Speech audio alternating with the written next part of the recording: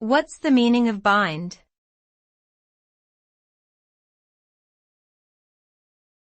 Bind.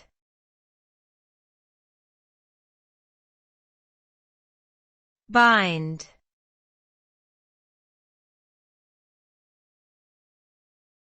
Bind.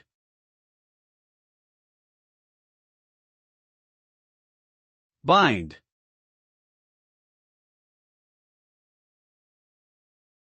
The word bind has several different meanings depending on the context in which it is used.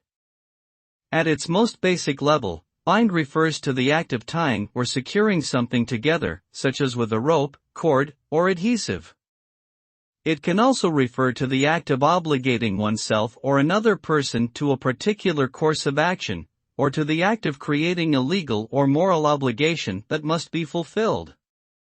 The term can also refer to the act of uniting two or more things, whether tangible or abstract, in such a way that they become inseparable or indistinguishable from each other. Overall, the meaning of bind depends on the situation and context in which it is used.